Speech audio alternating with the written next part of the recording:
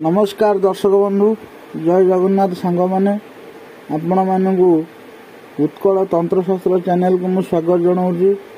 दर्शक बंधु आपण मैंने जदि आम चैनल नुआ अच्छा आम चैनल को लाइक करूँ, सब्सक्राइब करूँ, आउ सांग मान पाक शेयर करूँ, आ बेल नोटिफिकेशन को दबातु जहाँ द्वारा आम मैंने अपलोड करुवा वीडियो मान आपण मान पाखरे पहुँचीज।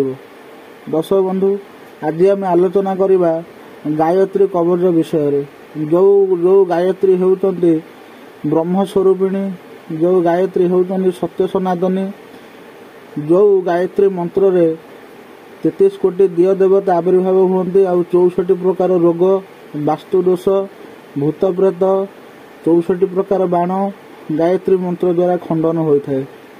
दर्शक बंधु गायत्री मंत्र होती ब्रह्मस्वरूपिणी ओंकार मंडल मध्य माँ गायत्री विराजिता अछंती। सबुठारु माँ गायत्री शक्तिशाली। माँ गायत्री की 33 कोटी दिय देवता वंदना करती आ चतुर्वेद वर्णना करती। दर्शक बंधु आज मुझे गायत्री कवच देउची जदि आपण मानक घरे कौनसी भौतिक कांड हेउची, आपण मानक जदि कौनसी लोक गुणी गायडी किंबा तंत्र मंत्र यंत्र प्रयोग करूची किंबा वास्तुदोष होउची, घरे कौन शब्द दृष्टिगोचर होउची किंबा नवग्रहर किसी खराब दोष चली आपणकर, ताहले दर्शक बंधु आपण यही गायत्री कवच को शुद्धपूत होई पूर्व दिग को मुख कर धूप दीप लगे सकाଳେ संध्यारे पाठ करंतु। मंत्रटी मो चैनल स्क्रीन ने देदेवी। दर्शक बंधु मंत्रटी के थे पाठ करुची।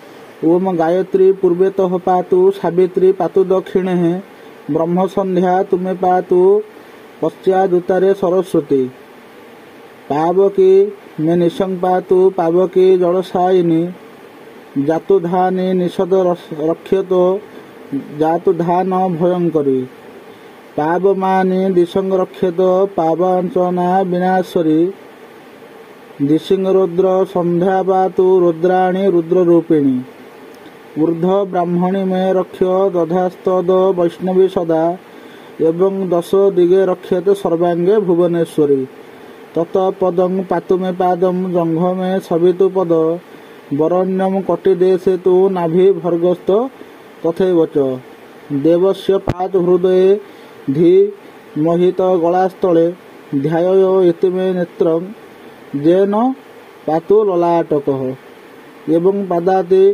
मूर्धान्त मूर्धानन्ते प्रचोदयात् इदन्तु कवच पुण्यं नित्यकोटि विलोपन चतुष्टि काल विद्या सर्वपाप विनाशिनी जपारंभे च गायत्री जपान्ते कवच पठत गोस्त्री ब्रह्मवध्यादेन मित्र दोहिरी पातक मुच्यते सर्वपापभ्यो परं ब्रह्मादि गच्छति इति ब्रह्मानारद संवादे गायत्री कवच संपूर्ण। दर्शक बंधु आपण मानक जदि कौन प्रकार रोगरे जो माने पड़ते ताहले यही गायत्री कवच को आपण माने पाठ करंतु। जदि तंत्र मंत्र यंत्र भय अच्छी कौन गुणी गारिडी भय अच्छी आपण यही गायत्री कवच द्वारा समस्त भय दूरीभूत करें। 24 थर गायत्री कवच पाठ करंतु। आउ जदि पारुचंती 108 थर यही कवच दैनिक पाठ करें आहरी भल, किंतु दैनिक 24 थर यही कवच को सकाळे संध्यारे पाठ करने चेष्टा करूँ त्रिसंध्या। दर्शक बंधु जदि आपण मैंने कौन स्थान को जीवाई बाहरी ताहले यही कवच को आपण पाठ कर गले सुफल मिल। आउ जेकोसी स्थान रे भूत प्रेत डाहाणी चिरुकुणी पिशाच पेषण आदि होउछि आपण यही कवच सेठारे पाठ करंतु। आउ यही कवच रे आपण पानी मंत्रण करी रोगी के पीवा देले देखिए समस्त असरज माने तत्क्षणात छाड़ी कर जीवे। यह माँ गायत्री शक्तिशाली कवच मंत्र अटे। मंत्रटी दर्शक बंधु संस्कृत अटे, तेणु आपण मैंने यही मंत्र को पाठन करेंगे जमीक मंत्रर बीज मंत्र खंडन नहब। मंत्रटी जो भाव ठीक कर पाठ कर अपभ्रंश जो भाव मंत्रटी नहब आपण मैंने से प्रति ध्यान देवे। दर्शक बंधु यही गायत्री कवच शक्तिशाली अटे। निष्ठापर भाव यही कवच को आपण पाठ करने पड़ो। पाठ कले कौन दुर्घटना नवग्रह तंत्र मंत्र जंत्र भय वास्तु भय इत्यादि रहिबो नाही।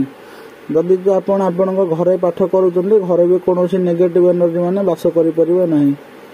दर्शक बंधु यह एक गायत्री कवच अटे। आपण एही कवच द्वारा जन समाजर मंगल करंतु। दर्शक बंधु रहुजी जय जगन्नाथ नमस्कार।